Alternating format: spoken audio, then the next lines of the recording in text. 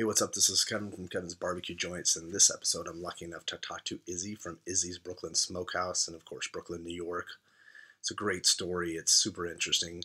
He has a kosher barbecue restaurant. There's, I think, maybe 2 or 3 in the United States. There might be maybe 1 or 2 more that I don't know about, but there's not that many. And what's really, really, really interesting is that he's putting out Central Texas style barbecue, but he's never tried Central Texas style barbecue. At least he hadn't tried it until July when he went out to Texas, and Aaron Franklin and Daniel Vaughn, he cooked with them, and Aaron cooked for him pretty much, and he got a chance to try his style, his specific style, but he had just gone off of what he had learned off of the internet, off of videos from Aaron, off of Aaron's books, off of a mentorship that he's had with the Wandering Q guy. It's super interesting. We get deeply into what kosher means for a restaurant, as well as butchering, about his restaurant, about a new restaurant that he is in the works, a larger version of what he has. I really think you'll love it. And if you do like what you see, please subscribe. I'll be adding at least one interview every week with a barbecue personality or a chef or someone in the meat world. Thanks so much. Please enjoy this. So how are you doing this morning? I'm doing swell, actually. How are you doing? Still pretty early by you? Yeah, it's pretty early. That's okay. That way I can get the day kind of running full speed. So what's the day look like for you? Well, these days it's actually easier than it used to be. It used to be that, we used to come in like at 3, 4 o'clock, check on the briskets, get ready to wrap them. And then, the day continues. Now it's like coming in 8 o'clock, briskets already wrapped. Checking on them again, make sure what has to go in for the rest of the day. And, throughout the day it just goes, and by the time the day's over already. Well, that gives you a chance, because of how you have it now, gives you a chance to be with customers more, right? Be with customers, how I have it set up, I have some more employees that I could trust with the smoker, which is one of the hardest things in the beginning. Was. So that's nice that you have that. That's huge. Absolutely. So how did you start out? I'd like to hear your background. I know you weren't in the barbecue business to begin with, right? Yeah, I was never in the food business. I grew up. Well, I'm still a religious Jew, and what happened is approximately, I would say, 5 years ago, I heard that there was going to be a kosher barbecue pop-up, because up to then my only barbecue knowledge was on TV, and I would say probably 5 years ago the barbecue scene in New York wasn't even close to how it is now. Oh, hands down. And my wife and I had heard, I convinced my wife to take off on a Sunday that we should go to, it was up in Manhattan at the time. Okay. We heard that it actually, the guy's name it's a pretty funny name. It was called the Wandering Q. That's cool. So we went up that Sunday. We went there. The line was probably like a few hundred people online at the time. And, he had this gay gator pit over there, which, he had this, the aroma of this. He was burning oak and cherry over there. Okay. And it just smelled so good. And we were online for like an hour. We probably spent a few $100 there that day on food. And the short story is, ever since that day, I've been obsessed with, I was obsessed with, wood-fired food. So I decided I want to do briskets at home. Like a few weeks after that, I followed him a few more times. I tried doing some briskets at home from a gas grill. Okay. I bought a nice, gorgeous brisket, first cut brisket that was fully trimmed on my gas grill, for 4 or 5 hours, and it was so horrible. But I'm very stubborn in a way that like if I do something, I have to figure it out. I kept on, I bought myself a Smoky Mountain, and I kept on. That guy, his name is Ari White, actually, from the Wandering Q. Okay. He's one of the pioneers of kosher barbecue. Okay. I kept on driving him nuts. The small kid at the time, when I was much younger. At the time, driving nuts, how do you do this? How do you do that? What's going on? I built a relationship with him. He was very good to me in the beginning. And slowly over time, I decided at a certain point, doing, these backyard runs. Actually, the first time I did a smoke at night was a really funny story. Okay. Probably in the morning. It's in the winter in New York, in Brooklyn, New York, in a Jewish community. Small houses, small backyards, like a little porch. And suddenly I see at 3 in the morning, there's about 3 fire trucks pull up to the front of my parents' house, because I live in an apartment. And I didn't have anywhere to smoke, so I smoked at my parents' house that night. And I see they're looking, they're smelling. I walk out in my boxers. I'm like, guys, I think you're looking back here. The firemen walk to the back, like, check 1, 2 guys smoking a brisket. I think we're good. Common, someone smoking. in the winter in Brooklyn in a religious community, smoking brisket. So the short story is that at a certain point, I realized that I don't like my job. Back then I worked for a building supply company. We sold all kinds of supplies to buildings. And I said, you know what? I don't know anything about the food industry, whatnot, but I definitely love this. So I want to go into this. And it was a long year plus, probably year and a half till we got our act together. And I ended up opening up a 600 square foot store. Okay. Which we had because we thought it would be like a small community place. And we're open now 2.5 years, and ever since then it's been blowing up, and we're very fortunate and lucky. And it was called Izzy's Barbecue Addiction at the beginning, right? Well, yes, actually, it was a Facebook page which I started called Izzy's Barbecue Addiction. Okay. Because I was just selling out of my house only to cover the cost of what a brisket cost. Because kosher brisket at the time was like $120 or more. So it's all good and well when your friends tell you your brisket's good when they're eating for free, but you really want to see how your brisket really is. And in hindsight, I thought it was amazing back then, but it was awful compared to what it is now. So you probably didn't know at the beginning how to cut it properly either. Well, no, or online, maybe online or what? Exactly. The most instrumental video for me was the Aaron Franklin videos, the brisket videos. That's probably, I would say, if somebody wants to start, brisket, that's a phenomenal video. I actually watched that at the beginning, but I definitely cannot achieve the tenderness and everything else he had on the brisket. But just every day, the point is to learn and learn every day. And so finding a kosher supplier at the beginning, was that easy because there were kosher butcher stores, or did they have to get it from someone?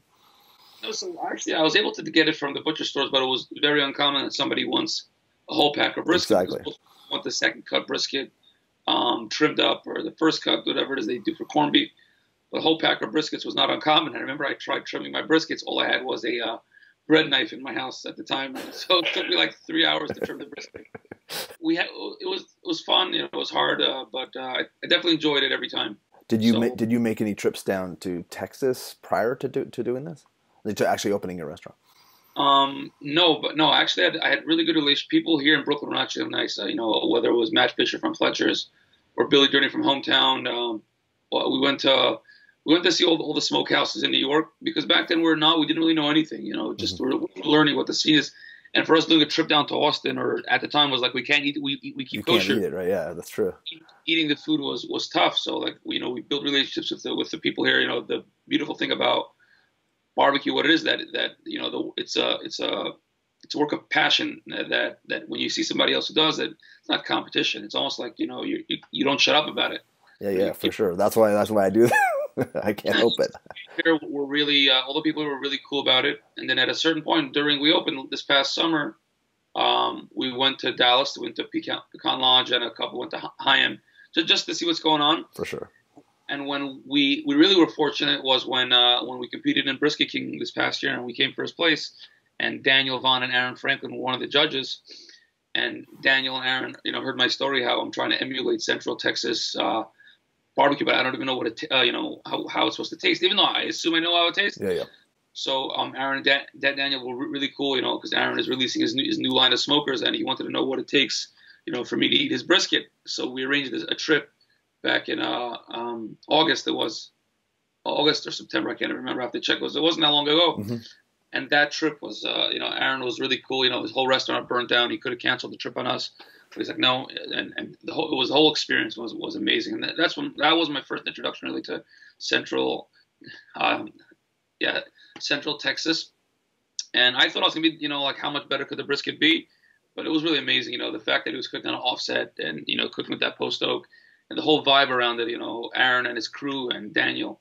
It was just an amazing experience. I remember reading the post that Daniel wrote, like the piece, and it was I was super impressed. And then once I read, like I knew it was Kosher Barbecue, and then I read that it was you, and I was like, wow, that is awesome, because it gives you a chance to have it from Aaron, that's really once in a lifetime for a lot of people.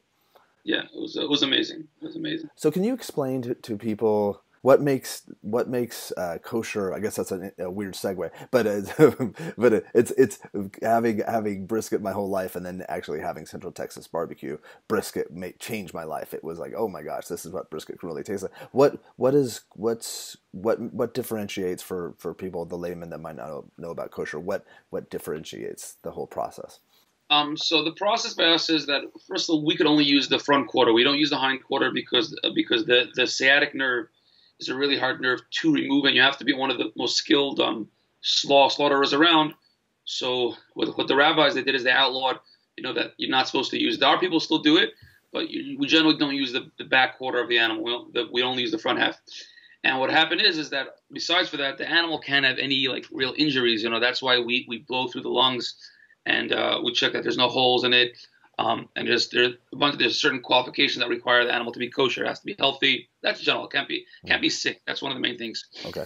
What happened is once we realize that the animal is healthy enough and everything, it's slaughtered. It's called by a shochet, somebody who's a rabbi who has the skills, the laws to slaughter animals. He has to check the animal, and he has to not to do a blessing, but he has to make a blessing. But he has to want, there's a misconception. People think that as long as you bless the animal, it's good. So it's not the way it works. So besides all the qualifications, the rabbi, the one who has to slaughter the animal, and he has to give one, slit through the neck. That animal cannot suffer at all when you're doing that. And what they do is in order to drain the blood, they salt the animal. And what happens by default is that when you salt the animal, the kosher meat is generally much more salty than non-kosher meat. So that's something that we're playing with, because if I were to follow a general Central Texas law, which is 50-50 salt to pepper, even though that's what they do, I don't think they really do that. I think there's a little small thing they play with. But even Wayne Mueller, he uses like a 12-to-1 of pepper to salt. But he's also really cool. I forgot to mention him. We hung out with him on the trip. Oh, that's cool. And he was really cool, very cool. So we're just constantly playing with our rubs. We don't want it to be over salty, but you still want to have the salt in there. And the hardest thing for us is that when we cure our own pastrami's in house, so getting that brine to go through but not being over salty, that's one of the hardest things we have to play with. That is, yeah, that sounds like that would be really difficult. So until now, what should people know? Like being a kosher restaurant too, there's a difference in a kosher kitchen as opposed to a regular kitchen. Yeah, in our kitchen, there's no milk. It's only meat in our kitchen. We have to have somebody here on site who has to, because there's another thing is that you can't have any bugs in your food either in the vegetables. So we have to have somebody here who's monitoring you have to have someone Jewish who's monitoring all the other workers here. And also at night, we have another, besides the fact that we're much more expensive kosher meat, we have to have somebody here besides for the regular person who's here at night feeding the fires. We have to have a rabbi sort of who's here as well, monitoring, making sure that no one else is putting anything else or bringing any food in from the outside. So in hindsight, I would love if I was able to be cheaper in pricing, so I could have everybody come. But unfortunately, it's not the way it works. Yeah. So what was it like that very first week or that first day that you guys opened? What was that? It was hell. It was hell because my partner's my uncle actually. He had ran a bagel shop in Brooklyn where we live. Going to a meat restaurant, which is a totally different anomaly completely. We had no idea what we were doing really, and we got slammed from day one. There was already a line out the door coming. Wow. Day one, so we just honestly looking back at it, I don't know the days how we survived. Had we probably opened up a bigger spot than we had done, it probably would have been really hard for us. Because it was a small spot, we were able to overcome these these minor mistakes and stuff. So it was, looking back at it, it's we're trying to working on a new spot. We're hopefully trying to open up a much bigger spot than we have now. Okay. So the food should match the ambiance, almost like that barbecue whole style food.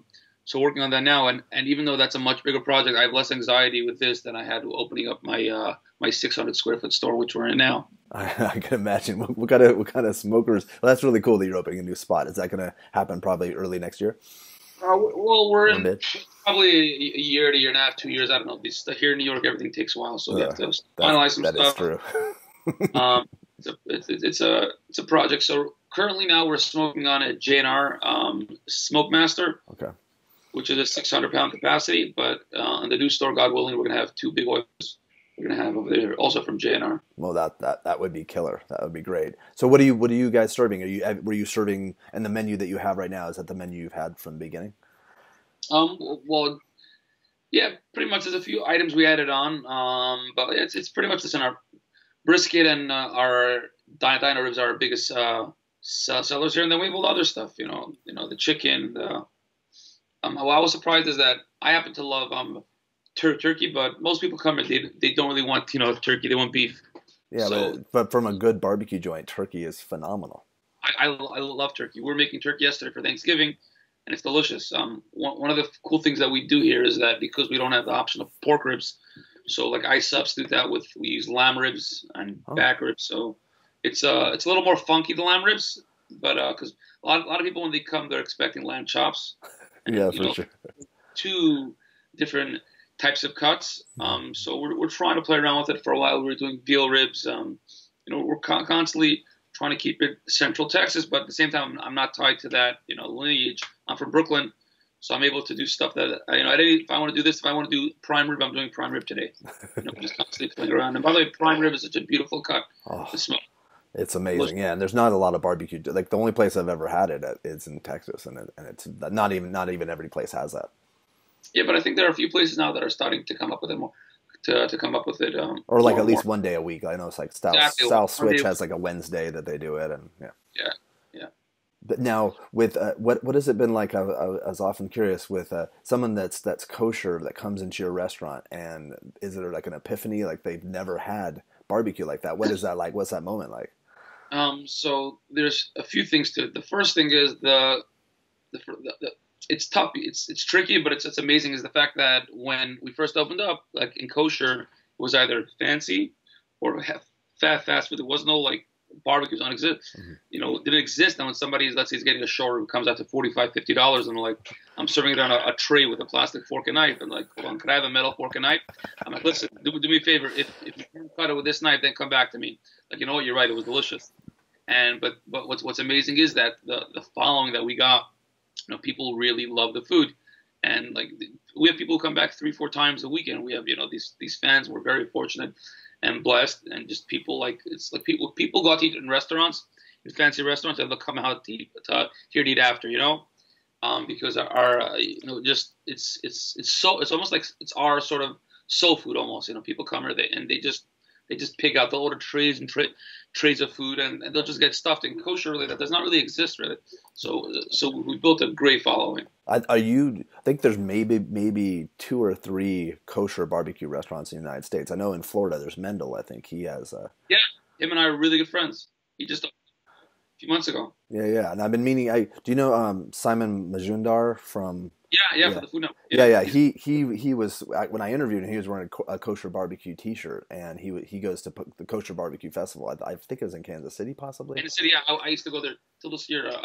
I went. I couldn't go this past year. Yeah, I think there's one in California. I definitely want to go because it's such a fascinating idea. Because I honestly I feel so naive. I didn't even know that existed. That there were kosher barbecue festivals.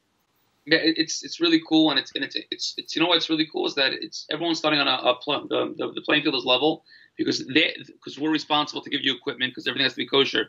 We give you all the meat, so everyone's starting on an even playing ground. So it's really, really cool. The only thing is I don't like about the judging. I can't stand the KCBS.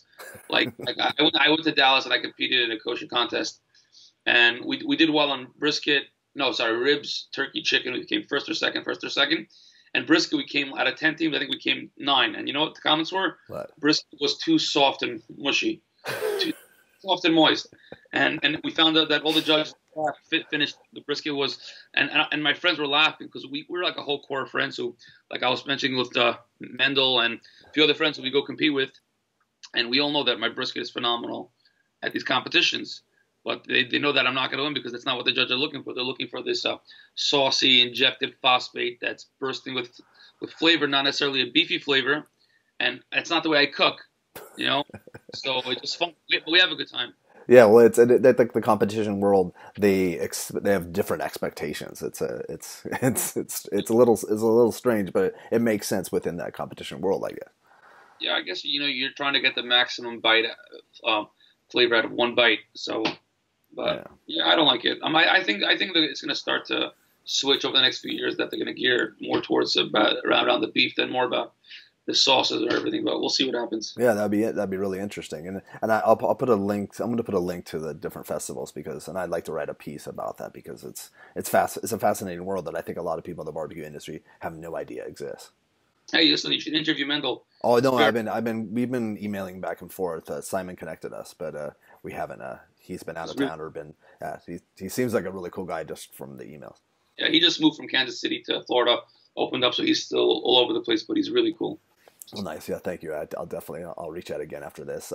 Now, what are your hours? Because you are So we closed. open, so Friday and Saturday were closed. That's another thing why the kosher restaurant industry is really tough in general. That generally the two busiest days of the restaurant world were closed. Yeah. So so we're open Sunday through Thursday. Sunday we open at 1 o'clock. Every other day we open at 12 o'clock, and we're open till 11 p.m. every day. Wow, that's fantastic. And the pastrami, are you serving pastrami every day? No, we're serving pastrami usually once on a week average because it takes us like a week and a half to brine. So just that we don't have space or capacity to do more than that. Another point that you're mentioning, what you're speaking before about the epiphany, everything about kosher is that people come at 7:30, 8 o'clock at night, and most of the time I'm sold out on short ribs or the diner ribs, and I'm trying to tell me why don't you make more? So besides for the fact that I don't have capacity on the diner ribs, there's only 6 of those ribs per cow, and that's a cut that every supermarket and everybody wants. So there's only so much that goes out. So people are trying to understand. Like I have to explain to them that we don't we smoke as much as we get almost. So that's even brisket sometimes will sell by 8:30 or whatnot, and that's like such an unknown in the kosher thing. What do you mean you're out of your restaurant? You don't have food at night? I don't understand. So that's probably the hardest thing to. And I truly feel bad. Sometimes people they come down from Muncie, they drive 2 hours or whatever it is. I really feel for everybody, but it's really nothing you could do. And maybe that's something that hopefully we can get the word across to call ahead and find out if you're coming from like a 2-3 hour distance, it would be helpful to call. Yeah, we're very accommodating in that aspect. If you could, listen, we'll put you something aside if you're driving 2-3 hours. We totally understand, but also the concept that listen, if we're cooking 600 pounds a day on our busy days and we sell out. There isn't really nothing we can really do. Yeah, there isn't anything to do. Now, are people shocked sometimes? Do they have your food and then not even know that you're a kosher restaurant, or is it pretty identifiable in the restaurant that you're kosher? So at this point, between we're featured on Eater and other stuff, most people already know. But even people I had people who keep eating on kosher, and they said that this is one of the most amazing, one of the best barbecue they ever had. So like we're honored. We have non-Jewish people coming here. It's really cool, and that's one of the coolest things about that we have in this restaurant more than any other kosher restaurant. I feel the diversity.